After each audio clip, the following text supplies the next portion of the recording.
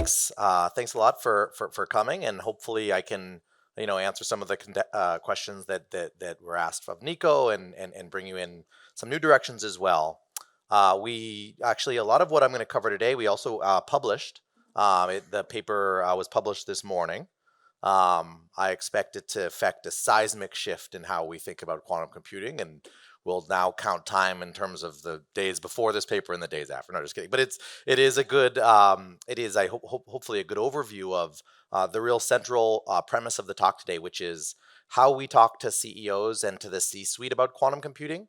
At BCG, we do a fair amount of work across kind of different segments, whether it's government, investors, tech providers, end users. But I think probably the thing that we have focused on most recently is that end user segment, and in particular, making the case not just for why quantum computing is valuable in a given industry and for a given client, but also why it's critical to invest now in a period in advance of quantum advantage. And when we talk to the C-suite about this, there's only so much of the kind of mystery and weirdness of quantum computing that we want to expose them to. The one concept I think that is actually difficult enough in and of itself to grasp intuitively is really the notion of exponential change itself. So we talk a little bit about bits and qubits and the potential for exponential advantage. I think the really critical thing is to show what we mean when we say exponential advantage. And so there we kind of draw their attention to some of these sort of standard bearer examples, things like simulating nitrogenase. So that what you get when you look at the right-hand side of this page is what you get is simply an understanding of what exponents mean. And that when we say quantum speed up, it really isn't a speed up in the traditional sense of efficiency improvement, but it's really more binary than that. Can you do something or can you not? And of course, the critical thing here is to avoid hype, to create enthusiasm, which is the positive valence of hype, but also to paint a realistic picture about the timeline, and then yet still to emphasize that it's important to invest now. I think we tend to talk about the almost miraculous fact that from this single mathematical function, you get a number of types of really important subroutines within business algorithms that create lots of value across hundreds of use cases. One thing that I wanted to note is that when we first started looking at quantum advantage, as a concept, a lot of the use cases were around things like simulation, naturally, in material science, in drug discovery, and of course, it stands to reason that the type of people that know anything about quantum computing are likely to be creative in areas where they work, right? And so no surprise that where you find chemists, computational chemists, you find quantum use cases. I think that if really the kind of chat GPT phenomenon has taught us anything, it's that once you expose a technology to a broad user base, it really unleashes creativity, like the power of creativity in so many different use cases. And there's nothing fundamentally about quantum computing that would make it impossible to innovate in just about any field. There are some that actually test the boundaries. I had a CEO come to me from a major American fitness chain to ask me if I had thought of quantum use cases for the fitness industry. Of course, I was a consultant, so I thought on my feet fairly quickly. But the truth is that it was difficult to come up with specifically near-term use cases there. However, I think that it's probably worth noting that when backprop was first established in 1986, I doubt that the Google Photos use case was on anyone's mind. I think that it's worth, with some humility, acknowledging that we have a set of use cases that we think will be high value with quantum computing, but they're limited by the very type of people that think about quantum computing at all, and by our blind spot, which is auxiliary innovations that will come along the way. In any case, exciting enough that we already have a set of reasonably well-scoped use cases where there's a potential for quantum advantage. Now, we always talk about, we've been talking about this for years, our position hasn't changed, that there's about 450 to $850 billion in value creation through quantum computing. But I wanted to expose a little bit, especially in this period where, for the first time in a long time, tech companies are thinking about costs, not just revenue growth, that quantum computing will get some of that value creation through revenue uplift, right, across a number of impacted industries. That could be $2 trillion or more, as you see here. Now, when we think of value creation, we adjust it for the average net income across the impacted industries. So, if you take our sizing, that's around 13%, but it's not uncommon for it to be in the 10 to 15% range really across industries. So about half of the value, in other words, comes from revenue uplift. About half of it comes from cost reduction. And if we just take the materials use case to think about this, materials is like a $4.5 trillion market every year. But most of those are commodity materials, like almost 4 trillion are commodity materials. So then the cost reduction component of this is finding materials that have a broader complement of synthetic routes so that you can actually produce the material for much cheaper, right? That's an example of cost reduction. Another could be like in drug discovery, cutting out expensive assay development processes, right, that reduce the R&D costs, right? Now, uplift would be more like the 600 billion to 700 billion or so of specialty chemicals, where quantum could be, a tool to help, come up with things like certain types of catalysts, unit cells for batteries, et cetera. But it's just a way to note that as it's increasingly important for companies to think about the bottom line and not just the top line, that at least in the long term, quantum computing has the potential to add value on both sides of the equation. Okay, so there's some really good news in quantum computing. One thing to note is that over the last, say, 3 years, the number of POCs out there in the industry have tripled, almost tripled. And you'll note that healthcare in particular it grew fairly fast. From about 6 use cases in the market in 2020 to 22 in 2022. And one thing I'll note about this page is simply that this is an enterprise view, and it doesn't include a lot of the great work that's going on in government and in research, academic research. So I think the point here is just that there are an increasing number of buyers in quantum computing that are standing up real POCs, which I think is just a really positive. I couldn't imagine a more positive indicator about enterprise adoption. It's worth noting that since we did this survey, actually Q1 of 2023, despite being a period of somewhat depressed investments, VC investments across the board, was one of the fastest periods of growth that we've seen in terms of POC adoption. So the trend continues. It's of course possible that it's just that it lags, and that eventually, because of the long sales cycle, that eventually we could see some decline in innovation in enterprise around quantum computing. We'll be the first to tell you we haven't seen it yet. It's also worth noting that, I think someone asked a question around the market for quantum computing today. Most reports have that around 600 million or so. I think we agree with that. Our number here is 300 million because we're focused just on the enterprise. There's about just as much, or maybe even a little bit more investment in it when you include government and when you include academia.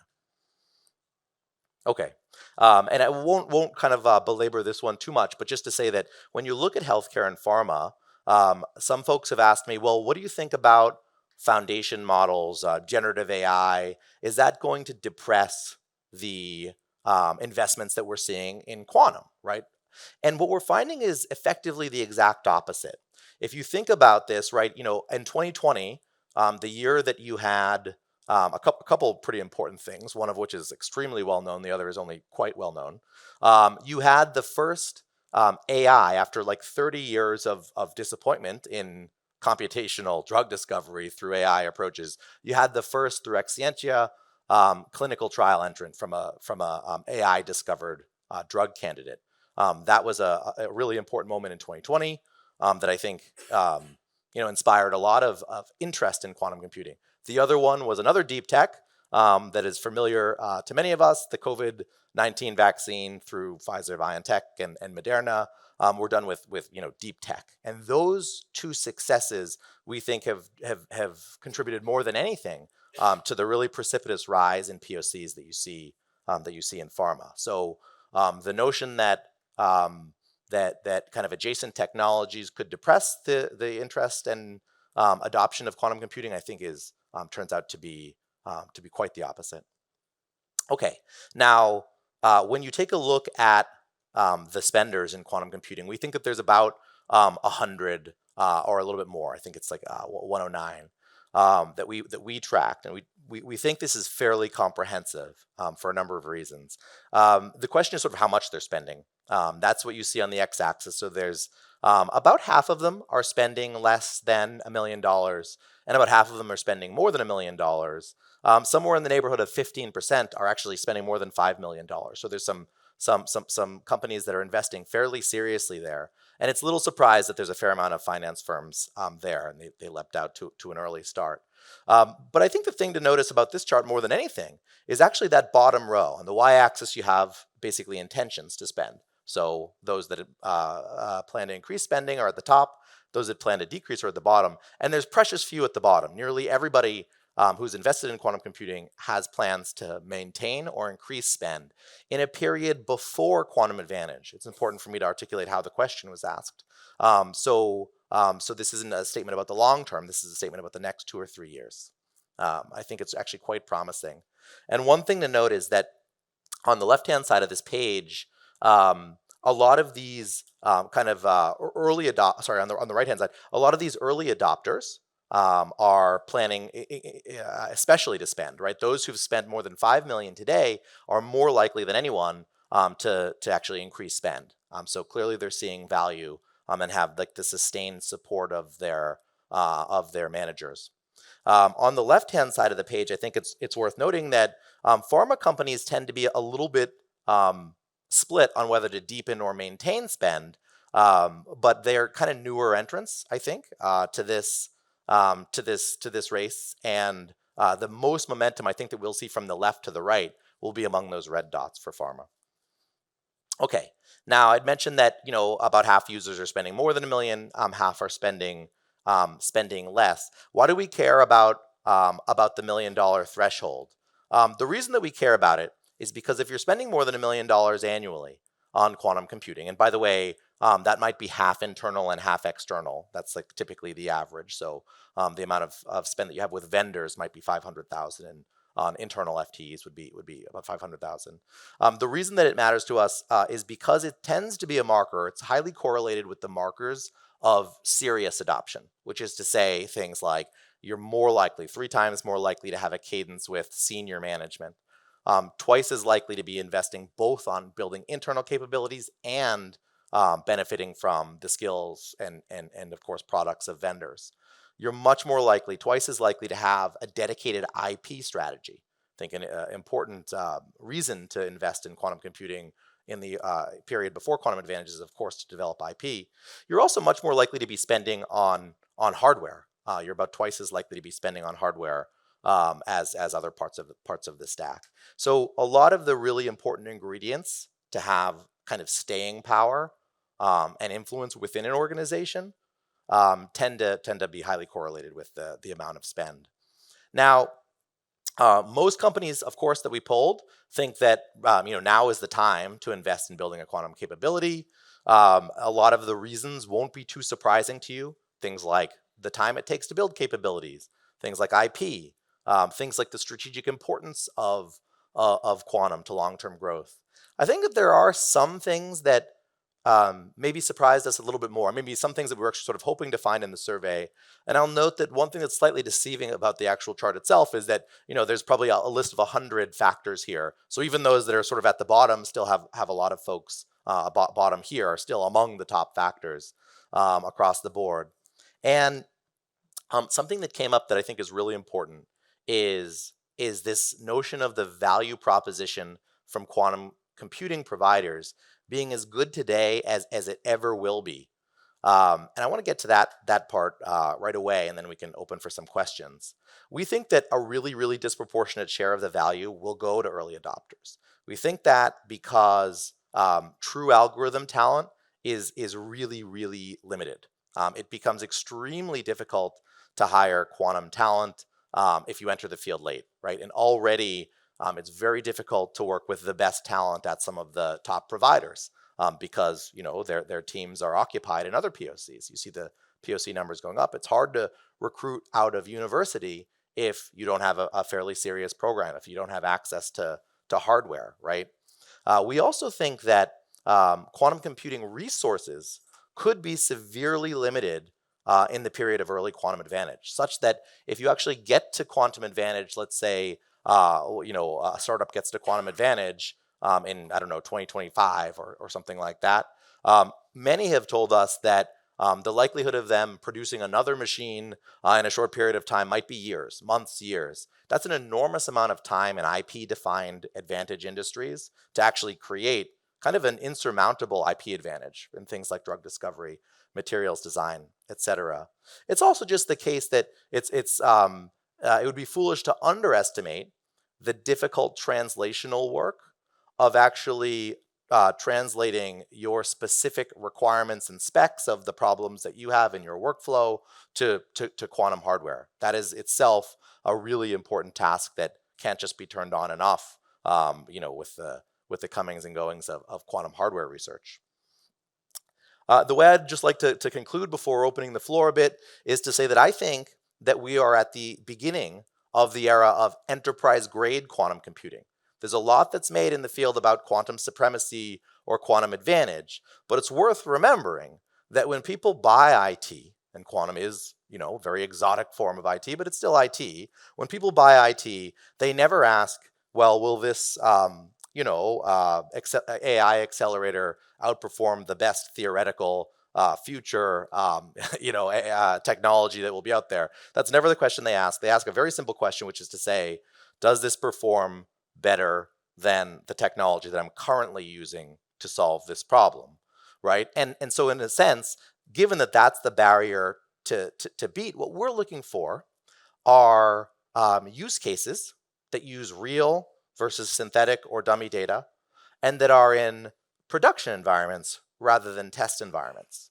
When we see that to us is to say, that like the clients have spoken, and they're using quantum computers for things that they deem practically useful.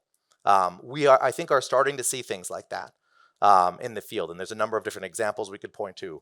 But Pascal's work with Crédit Agricole, which has been featured here, is one such example.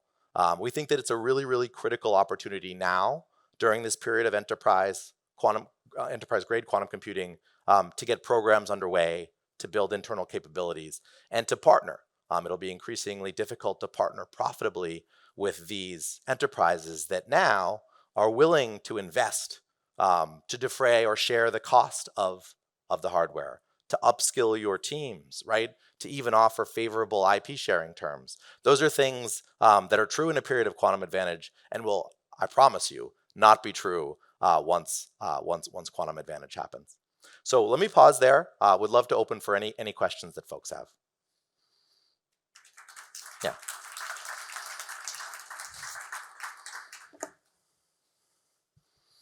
You mentioned industries such as pharma, automotive. Mm-hmm. Have you seen any activity use cases for the telcos? Yes, indeed. So telco use cases for quantum technologies is higher than I represented here because, of course, of the communications use case. But there were certainly POCs around like network optimization around 5G rollouts. That was something, I think the timing didn't work out that well because of the maturity of quantum hardware kind of wasn't ready, at the time. May still not be, but particularly then, there were some exploratory work done then. And increasingly we're seeing with telcos as you have things like kind of like network optimizations, not just location optimizations, things like that. There's exploratory work there. One of the challenges that I find with telco is that so much of it relies on real-time data processing that it's a little bit of a barrier. But we do still see, I would say in the US, we have 2 or 3 telcos that are that are taking quantum pretty seriously right now.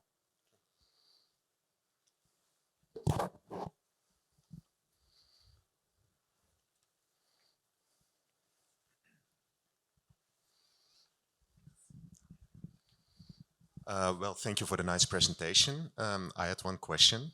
So what is the outlook for public sector spending on use cases?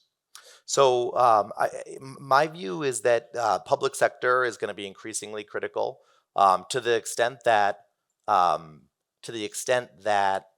VC funding, for example, does atrophy at some point. Public sector stepping in pretty critical use cases, I think, will need to be there. I would say, and I don't have the numbers behind it, but probably no single constituency has accelerated more than public sector. In this presentation, it's really about pharma because we're public sector is excluded, but public sector, pretty much every lettered organization in the U.S. is experimenting with quantum computing in one way or another.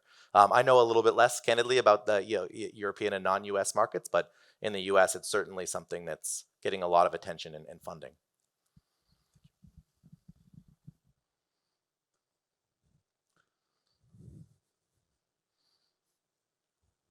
I think there's one more.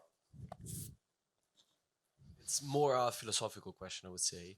Uh, Let's see if I'm well suited. we have talked a lot about democratizing the quantum world and being better at explaining what it means. Do you think there could be some sort of backfire in doing that? Sort of the effect that autonomous driving had. Everybody was expecting autonomous driving to come Mhm. in like 2 years, and then it never came, or it's coming now. Do you think that could be a risk for quantum computers that people start thinking that they will have a quantum phone, and then all of a sudden they discover that that's not what we're trying to build? I think that there is a risk, honestly, and so I can answer in the affirmative. How to solve it is kind of the question behind the question. But let me at least note that even in our early papers on this, I think in 2018 we said that there would be this massive market, which we still believe. We then laid out a timeline, which is like frighteningly accurate. But nonetheless, I get people even within BCG coming up to me all the time and saying, "Well, I thought that you said that quantum was going to be a big thing." And so I think that the business world is just not particularly familiar or acquainted with scientific timelines. Like in other words, quantum computing is moving at breathtaking pace by academic standards and a snail's pace by business standards. And I think that the it's incumbent on us to really communicate both the excitement about what's happening and also being realistic about what it will still take to get there. It's not easy to do, but certainly I think that there's some risk, as you note, of some deflated expectations. But I think the antidote is just consistency, both about the excitement about the prospects and about the real challenges. I think that that'll probably do it. But thanks so much for listening. I just want to make one last note: is that we did produce this paper and it's out today, so please take a look. And would love to catch up if you have any further questions throughout the rest of the day. Thanks very much.